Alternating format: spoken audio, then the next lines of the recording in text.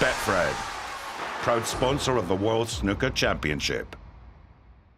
I'm delighted to welcome four-time world snooker champion John Higgins. John, there's only one place to start. I mean, what we're going through right now as a country, well, as a world, it's grim. It's horrible, isn't it? Yeah, it's happening. How are you doing, Mark?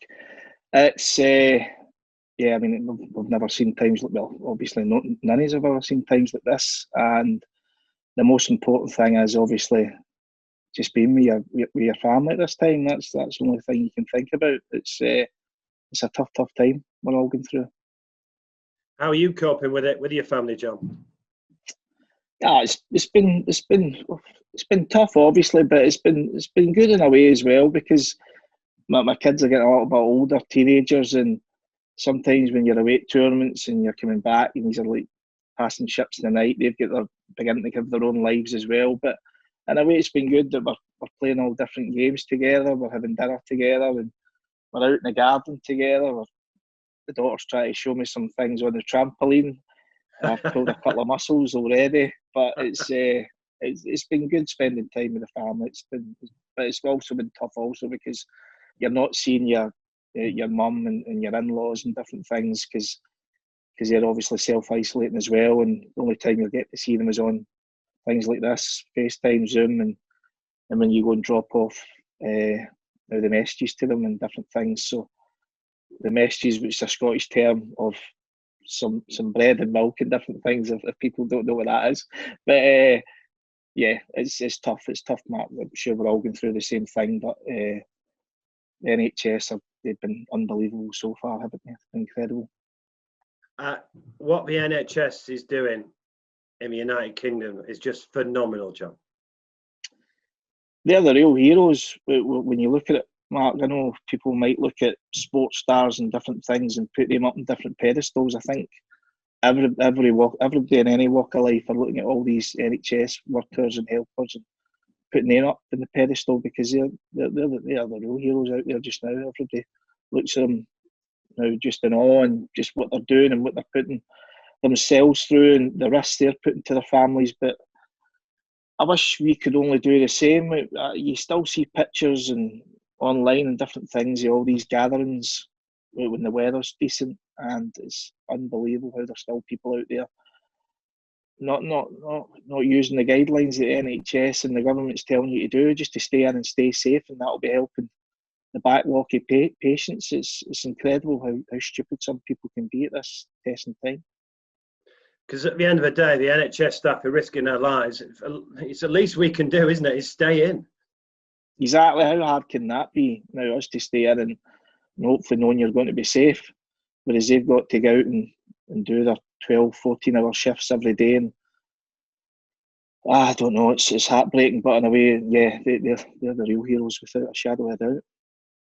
There's an image behind me of happier times. I've got the Crucible behind me because now I'm normally preparing for the World Championship. Of course, you'd normally be preparing for the World Championship. Yeah, no, it's. I just wish we could ever get back to those times again, Mark. That looks a sight we'll not see for a while like that. But you can live in hope. Now, God, I was thinking about it. 27 years, I think, I've been getting myself ready roughly about this time to get down and play at the Crucible. I've not missed a year in that amount of time, more than half my life. And yeah, not to be doing that, it's heartbreaking. But in a way, obviously, we know there's more important things out there just now going on. So, but no, one day hopefully we'll be back there competing again and doing what we can hopefully do best down there. I'm sure World Snooker and Barry Hearn will do the right thing and will play the tournament when they get the government advice and when it's safe to have a tournament on. Yeah, I seen the press release obviously from Barry Hearn, and God, we were all really worried about him as well. When he'd I woke up to the news, so I just hope he's getting well and he's relaxing, because I think we all know that he's like a workaholic. So maybe this gave him a little bit of a fright as well. So there's more important things in the world than doing your deals and doing your things is being safe and being healthy. So I seen his his press release saying it could be maybe the end of July, start of August. Listen, who knows how long's a piece of string? But as you say, the main thing is everybody's safe, everybody's healthy, and then if it does come around, that we can hopefully get back there and play in any way, shape or form. There might not be any crowds here, but if we can get back to a little bit of normality and the tournament's on, obviously with yourselves at Betfred, and it would be amazing if we could get down there and play again. But obviously everybody's got to stay safe and healthy first and foremost. That's the biggest voice, I'm sure. I know you've got a table at home. Have you been practicing at all, John? Not at all, no. It's as I said, we've been out in the garden and playing board games and doing jigsaws and been doing all sorts really. But that's the only thing I've not been doing is practicing, because I think it's pretty hard that obviously when you know you've not got any tournaments in sight, obviously possibly to maybe the start of August. That gives us about another 3 or 4 months. You don't really want to burn yourself out if there is going to be tournaments then. So I'm sure the closer we get to those dates, there'll be more directions from the government, from our snooker body, and telling us what might be happening. And then obviously that might be the time to get the queue out. But no, I've not been practicing much at all, Mark. But you've had a pretty good haircut there. Who did that for you? Yeah, my oldest done it. Obviously, it was getting out of control, so it was. Obviously, you've not been able to go to any hairdressers or any barbers. And I'm always getting slagged off that it's about time I done something like this, because I was just trying to hold on to what little hair I had left. But the wife doesn't really like it this short, so my boy done it. My oldest boy done it. And it's nice and easy, isn't it? You get up, you jump into the shower, you don't need to put any. I don't think you need to put any. What is it? Head and shoulders on. But no, it's funny. Yeah, it's good. It's fine. And obviously, as I said, if I get back to playing snooker at the Crucible again, I'm sure the wife will like it to be a little bit longer. Obviously, we're thinking about the people who've lost loved ones. You know, they're not just a number. It's tragic what's going on. But let's look back at happier times, John. We got the shot of the Crucible behind me. What is it about that theatre that just makes the World Championship so special? Oh, I don't know. I just think it's obviously the culmination of a year of hard graft, and when you get there, you know it's the last tournament. You're putting everything into it. I know I've done that many times over the years, and it's just blood, sweat, and tears. That's all that Crucible reminds you of, because it's a special place, special place, best place ever to play your snooker. It can be the worst place also, because it's been many times I've played there and I've been just wanting the ground to open up and swallow me up. But obviously, when you're out there and you're competing against the best players, and especially around about that final night, whenever I've been lucky enough, 8 times I've been there for the final night. There's been good times, been bad times, but I think at the end of your career, you always look back and just that be the best night I've ever had as a snooker professional. It's someplace. Well, let's start with one of the good times, 1998, when you won your first World Championship. And you were only 22 years of age, and you were fabulous that tournament. 14 centuries as well, that tournament, which was a record back then. Yeah, that was an unbelievable tournament for me. That was the first time winning it. Playing Ken in the final. Great match. Ken was going for back-to-back. He was trying to break the Crucible curse. And yeah, I can just remember having an overnight lead, not really sleeping great at all, because obviously you knew Ken was going to come back at you, and so he did. I was 10-6 in front. At the end of the third session, he pulled it back to 13-11. But then in the night session, I think I played pretty well, and I managed to get a little bit more of a lead on him, and then I managed to close it out. So, yeah, as I say, I've always said it's the first one you do anything. It must be one of the best feelings. It's what you've always dreamed of, isn't it? And to do it there against someone like Ken, it was an unbelievable night. Growing up as a young lad in Scotland, playing, Was it the dream to play at the Crucible and then to win the World Championship? Put that into words. How do you feel on a Tuesday morning when you wake up the next day knowing you've not just won a snooker tournament at the Crucible, you are world champion? I think now, when you think about it, I think back then you think it would happen again and again and again. That's what I was maybe thinking, and it maybe didn't mean as much as I'm sitting talking to you right now about it. I'm just looking over above me. It's the picture when I did win it. Yeah, it's incredible. It really is incredible that all the years and all the hours and you've put the hard graft in, and then it comes down to that final night, and then for you to be standing there with the trophy. I always remembered all the other great champions lifting it, and when they lifted it up, they always seen the little bulbs and the little bright lights they were lifting the trophy up to. And then I can just remember looking up and seeing the same bulbs that people like Steve Davis and Alex Higgins and Stephen Hendry have lifted it up as well. And then for you to be one of them, it's hard to describe. It really is. Well, when you won it in '98, you became world number one, and you knocked Stephen Hendry off his perch. He'd been world number one for what, 8 years? Yeah, that was another obviously massive bonus to do that. Obviously playing with Stephen over the years, he was one of the main reasons why I was probably standing there, because I practiced with Stephen for a couple of years solid, and that was invaluable practicing with someone as good as Stephen. So yeah, to knock him off, I don't maybe know if he enjoyed it that much, but it was a special feeling to be world champion and world number one as well. Your next final was 3 years later in 2001. You hit an in-form Ronnie O'Sullivan, didn't you, in that final? Yeah.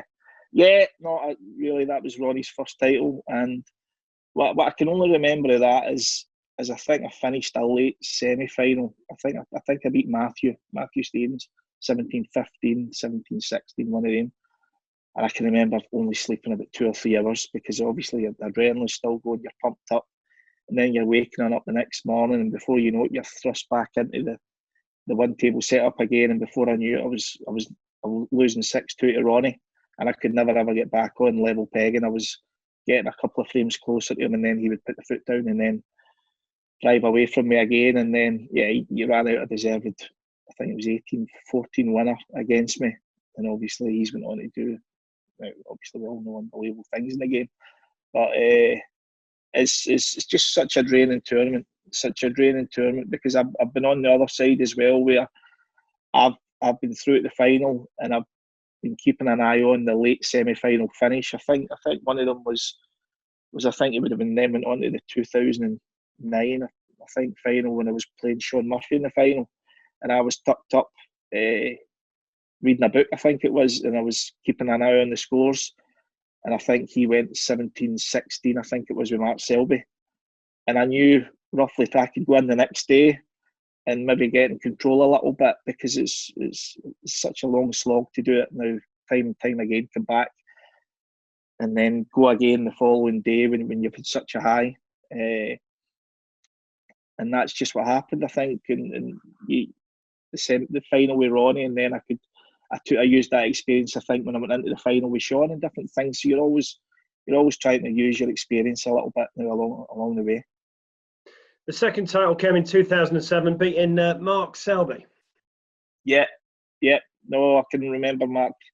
That was just the beginning of Mark being obviously one of the greats of the game. Overnight, I think I was leading Mark 12-4. I think it would have been, and I was thinking, right, you're more than halfway there. But we all know how great Mark is at coming back at you. And then he came back the following session. On the third session, I think he won 6 frames in a row to come back to 12-10. And I was lucky that we stopped a couple of frames early, because it was going to overrun into the fourth and final session. So that was good for me to go away and get an hour break and have a bite to eat and try and relax again, and then come back. And then I think I played pretty well at night against Mark. I think we got to one point, he was only 1 frame behind, 14-13. But then I think I played pretty well the last 4 frames to pull away and it was a great achievement. Now winning the second one, I thought it would have came maybe a little bit earlier than what it did, but I think it made me appreciate it more because it was so long than coming to get the second one. Because I don't think what people realise, John, obviously, look, it's a game of skill. You're a sportsman at the end of the day. But the Crucible is like this ultimate test. It's like the Tour de France, isn't it? It's the ultimate test of stamina, but obviously real mental strength as well. Because you mentioned it can be hard to sleep, can't it? And the crowd are right on top of you as well. You've got to be so strong mentally at the Crucible.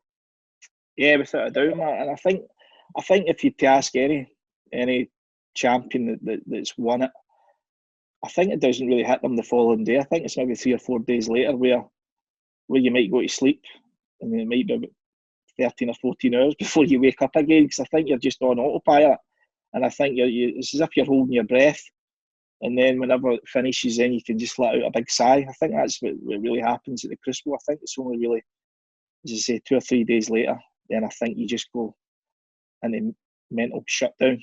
That's what it really does to you, that tournament. It takes everything out of you if you can get to like the final weekend. And it's a marathon, but it's as I say, it's the best feeling in the world if you can come out winning. And the third title came in 2009 against Sean Murphy as well. And you were banging form that year, weren't you? Yeah, I mean, it was one of the ones as well. I think it's all you're always striving to have a lead after the first day, because as I said, I'd been in both sides. I'd been losing against Ronnie, and it's hard to sleep. But then it's probably harder to sleep when you're in front, because all you're doing is you're going to be thinking of the other guy coming back at you. But against Sean, I think I played very well that year. I think that my safety was pretty good, and I don't think Sean's long game, I think, if I can remember right, like it is now, I was leaving him a lot of long shots, and he was just missing them. And I think I built a lead, I think about 11-5 the first session.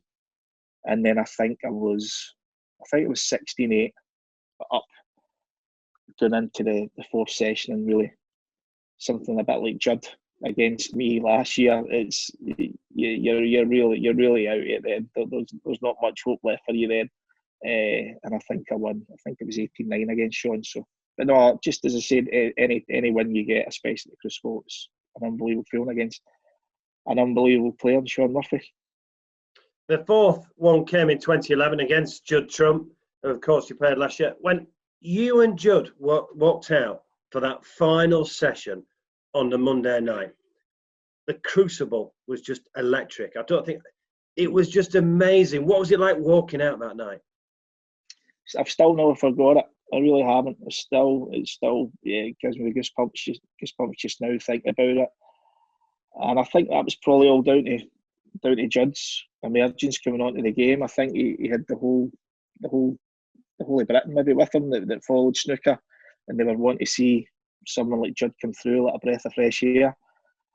And he so nearly got there. Really, it was a really tough game. As I said, during the match, Judd was potting him some unbelievable balls, which he can still do to this day. But he's obviously aligned that with greater tactical play now, which is incredible. But maybe back then, he maybe went for maybe a shot too much. Who knows? And maybe that was the reason why I managed to get my head over the line. But yeah, it was looking at one point going to be 17-16, and I needed a snooker, and I managed to get it. And then I can remember doubling a pink, and then potting the final black, and then it was incredible, an incredible feeling to win it again.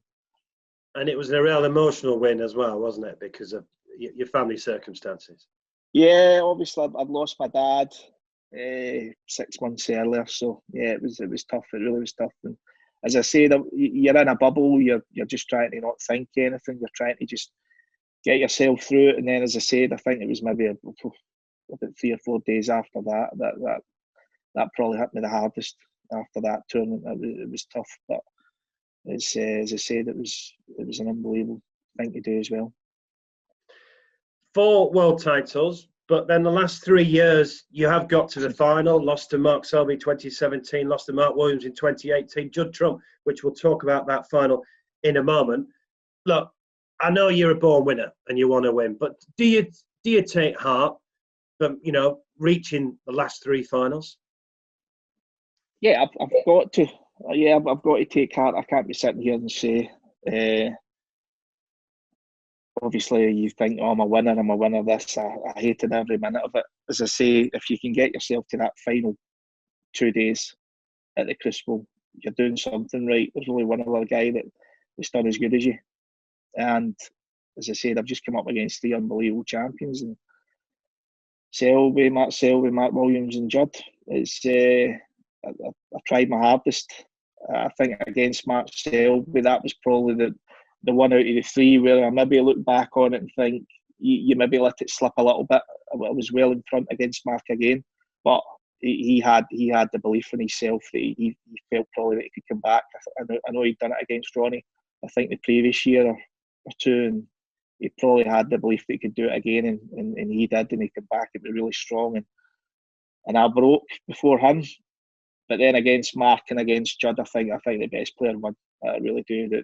That Mark Williams played unbelievable stuff against me, and I was just hanging on to him, and I was proud of the way I hung on, and I made it pretty close and pretty respectable.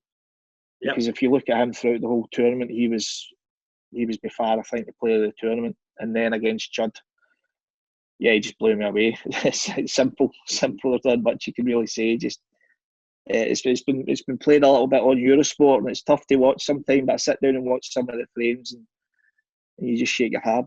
You shake your head at just how incredible some of the frames he was. He was superb in that final, wasn't he, Judd? I mean, he put on a hell of a display. He clearly learnt a lot in the 8 years since you'd beat him in 2011.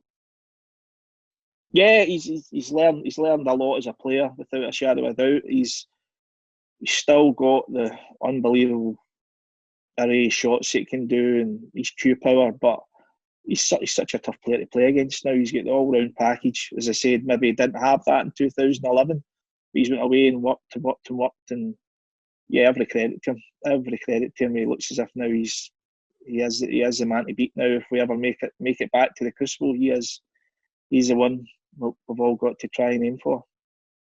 And last year, you were involved in one of the most incredible semi-finals we've ever seen at the Crucible against Dave Gilbert, the 17-16. You looked down and out. It was a clearance of 139. Then you won it with a break of 55. I mean, you were just emotionally drained after that semi-final, weren't you? It's not sunk in, has it? No. We were really good. Can you try and put that last frame into words? No, I'm absolutely drained. I feel so sorry for Dave as well, because I've seen how upset, how emotional he was at the end. And listen, that's just what this sport does. Even I'm crying, but I'm the winner. But that's what it does to you. It was heartbreaking for Dave. I mean, I think I said to him after, I didn't mean it any disrespect, that I think I brought him down to my level the first three sessions. He was a better player than me throughout that game, and I was really struggling with my game, but I just managed to stay in touch with him. And then on the final session, I did manage to pull out a good bit of form, and Dave played well as well, but he done an unfortunate kick. I think he was in about the balls at I think it was 16 all. And I managed to get in and do a break, and then it was to and fro on the colours back and forth, and then I managed to pot the Crucible. I think it was the final yellow and green. Yeah, and it was tough. It was tough for him to take. Obviously, you've seen the scenes in that for him after it, but that's just what the Crucible does. I'm sure he will be back. To hopefully maybe one day be back there again, or even to win it, because he's such a great player. But that's what the Crucible can do. It can just break you, and I think it broke Dave at the end, and I managed to just scramble my way over the line. But it was another one of the games. It was a pleasure to be involved in. Yeah. Is it fair to say that semi-final reflected your character? Not giving up, scrapping, up for a war? I suppose so. Yeah, I've never been known to be the most flamboyant out of all the players, or the most attacking or whatever. But that's maybe what's got me by over the years is maybe not giving up. maybe as easy as some, and put my heart and soul into it most of the time. And yeah, and if you've got to beat me, you've fair play. You'll shake your hand and wish you good luck if you beat me. But it's maybe I'm pretty tough to maybe beat maybe at the Crucible. Who knows? Maybe that's the reason. I think the Crucible does something to you, doesn't it, John? You know, you'd love to think so. I mean, someone mentioned to me if you could win it again anytime soon. Obviously, it would have to be maybe soon, the next year or two, or who knows. It'd be the fourth decade that would have won a world title. And now it's incredible when you think about the 90s, the noughties, the 10s, and then obviously you'd love to do it in the 20s. It would be an incredible achievement, but obviously time was running out for the likes of myself to try and do it. But it won't be for the want to try, and obviously I'll still be trying my hardest. And as I say, who knows what's going to happen? Who knows when I'll be back there playing? We just don't know. Obviously, what's happening in the world right now. But yeah, I'd dearly love to be walking right down where you're sitting right now. That'd be incredible. So it would matter now, right down. You'd love to be walking down there one day to be playing there again. It'd be special, really special. So you've said, obviously, we don't know what's going on, but, you know, fingers crossed. Our thoughts, obviously, with everyone who's lost someone and everyone who is struggling in this crisis. But John Higgins, 4-time world champion, as we sit here right now, is going nowhere. Is that correct?